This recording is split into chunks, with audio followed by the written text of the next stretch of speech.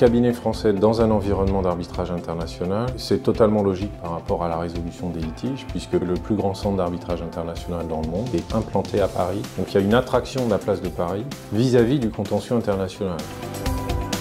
Serge Azarev est une référence pour le marché de la résolution des conflits à l'international. Il a travaillé sur les traités de l'OTAN, c'était un précurseur, un visionnaire. Ça donne un peu le tempo du cabinet toujours aujourd'hui. Nous sommes un cabinet haut de gamme à Paris, mais notre ADN est résolument tourné vers l'international. Nous accompagnons des groupes multinationaux, nous intervenons parfois pour le secteur public.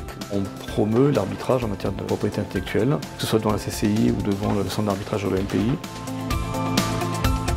Le contentieux est un chemin pour arriver à résoudre un problème. L'approche du cabinet en matière de résolution des litiges, c'est vraiment la stratégie et le conseil. On est là pour aider les directions juridiques et les dirigeants et leur donner une ligne de conduite. Nous sommes structurés pour intervenir en amont, depuis le début de la stratégie du client, pour l'aider à la définir. Il y a une volonté d'aider le client à gérer la complexité, d'avoir des solutions sur mesure, mais les plus globales possibles pour lui. C'est vraiment ça qu'on fait, c'est-à-dire qu'on leur apporte une approche stratégique et de conseil pour qu'ils puissent ensuite mettre en œuvre toutes les opérations avec leurs équipes. C'est une vocation. Il faut avoir envie de défendre des causes, de porter les intérêts des parties.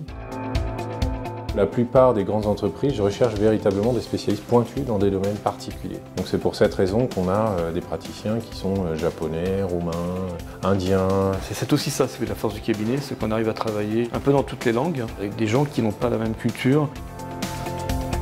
À la création du cabinet, l'idée c'était vraiment de créer une boutique indépendante de résolution des litiges internationaux. Et puis progressivement, la structure a évolué vers du conseil également en Afrique. On fait beaucoup de promotions pour valoriser l'image de l'Afrique et l'image des Africains et donner de l'Afrique ce qu'elle est maintenant devenue, c'est-à-dire 54 pays qui sont à la conquête du monde. Ce qui motive la passion du client, lorsque vos clients gagnent, c'est un peu avec vous. Cette notion de fiabilité dans la durée, c'est quelque chose qui fait que les clients référents du cabinet sont là depuis le début, ils sont encore là aujourd'hui.